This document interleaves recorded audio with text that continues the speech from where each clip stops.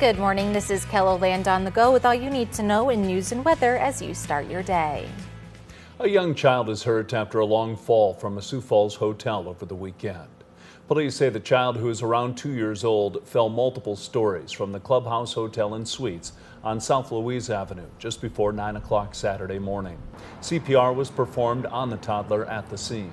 We don't know the condition of the child yet. We hope to learn more about the incident at this morning's police briefing. You can watch it live on KELOLAND.com starting at 10:30. A weekend shooting in Custer County has left one man dead, and the suspected gunman later took his own life following a pursuit. Sheriff's deputies responded to a home west of Custer Friday night for a report of a homicide. They found the body of a man at the home. A woman who was assaulted drove herself to the hospital. On Saturday, law enforcement found the suspect driving his pickup in Colorado. That's when the pursuit began. Authorities were able to stop the vehicle, but say the suspect shot and killed himself before officers could contact him. Officers recovered a handgun from the pickup. A man and woman are dead after a crash west of Whitewood over the weekend. The South Dakota Department of Public Safety says it happened just before 2 o'clock Saturday afternoon on South Dakota Highway 34. A car was eastbound when it crossed into the westbound lane and collided with a pickup. The 24-year-old man driving the car was thrown and pronounced dead at the scene. An 87-year-old woman in the pickup was also pronounced dead at the scene. The 55-year-old man driving the pickup suffered serious, non-life-threatening injuries. South Dakota Highway Patrol is investigating the crash. Now let's get a check of our weather with meteorologist Scott Munn. Sounds like some rain and maybe storms in our future, Scott. Yeah, they'll probably hold off until later this evening into tonight. First starting across central South Dakota, eventually moving north and northeast as we go through the late evening hours and tonight. Temperatures in the meantime today will hit the 70s and 80s. We'll have partly cloudy skies. We started with a couple of showers in central South Dakota as well as northeastern KELOLAND earlier this morning. A lot of that activity will continue to move to the east and to the northeast. Brian will have more details on your forecast coming up. Thank you, Scott. Last May, Ben Rederath was working at his handyman shop in Harrisburg when he hit his finger with a hammer. At the time, he didn't think much of the injury, but quickly got sick with a severe infection. 2 days later, he and his wife Jennifer were told by doctors in the ER that they'd need to amputate his left hand to survive. The loss of the hand hasn't stopped him from continuing to work as a handyman, but his brother-in-law, Brian Seaver, wants to help the family fundraise for a bionic arm. His determination to work hard to, get out of the hospital and get better and just continue to try to do his life, just been, motivates me to kind of want to push myself. The family hopes to fundraise this year and head to Denver, Colorado next year to be fitted for an arm. You can find a link to a GoFundMe with this story on KELOLAND.com. When we don't feel well, it's pretty common to look up our symptoms on the internet. Some in the medical community refer to this as going to Dr. Google. But real doctors are warning people to be careful when it comes to getting medical advice from the internet. They say there is good information out there on hospital websites like the Mayo Clinic, but also a good amount of bogus advice from other websites. I love an engaged patient. First and foremost, I think somebody who's engaged in their health care is so much easier to get from sick to well. That being said, when you get to the point where you've done so much research that you're not willing to hear other people's opinions, particularly an expert's opinion, you set yourself up for more concern. Sanford's chief physician says some of those spreading misinformation may have good intentions, but they can do more harm than good. Cows outnumber people 4-to-1 in South Dakota. An old wives' tale says they lay down in fields when bad weather is on the way. Theories as to why this is true range from a cow's stomach being sensitive to atmospheric pressure differences to the ability to sense increasing moisture in the air so they can preserve a dry patch of grass for grazing. The FDA, however, says otherwise. Cattle chew their cud and spend half of their time laying down anyway. With cattle being a herd animal, behavior by one is usually mimicked by the others.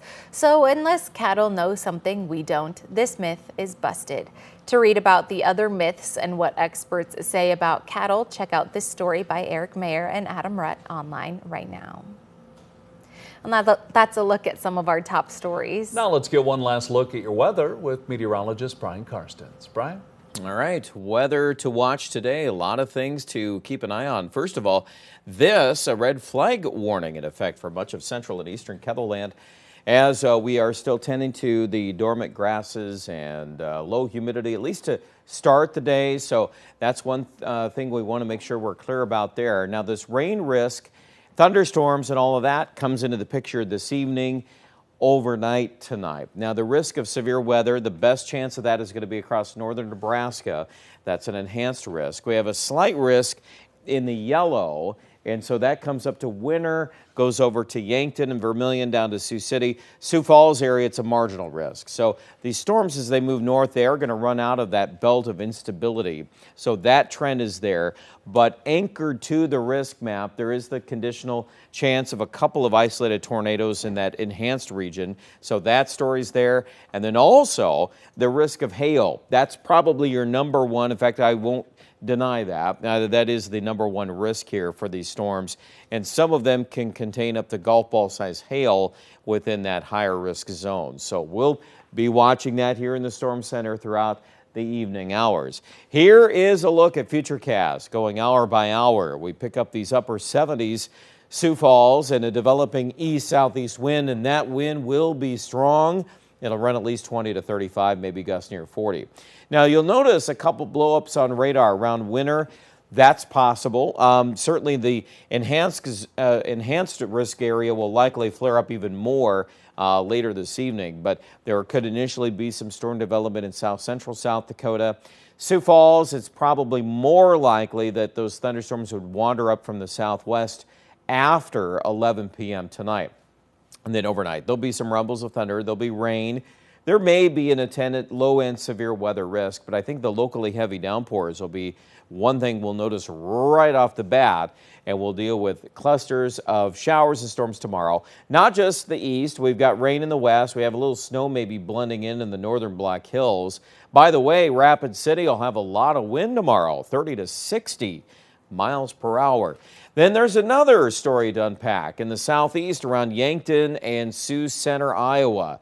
It's possible in the afternoon, if we destabilize enough, a couple of those storms attendant to the upper level circulation could produce a conditional tornado risk, or at least to some regards here, a couple of severe thunderstorms. So I do want to mention that. I still think that story, we have to get through everything tonight before we can really analyze that story a little bit more tomorrow. But I just want to let you know that's something that traditionally we kind of watch here in the Storm Center.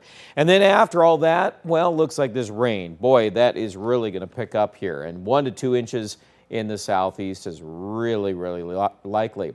Don't forget about the colder weather coming in at the end of the week. I know things are sprouting and coming up all around the yard, blossoms, all of that on the trees, but it looks like we will dip well below normal at the end of the week. In fact, we'll probably be looking at lows in the mid to upper 20s by at least Saturday morning, if not a little before that. So that's something else we'll be watching here. 78 today, Sioux Falls. We'll wrap up on your 7-day forecast.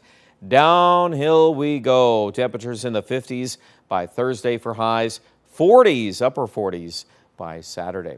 Check out more details. The busy forecast, of course, available online at KELLOLAND.com. Stay tuned.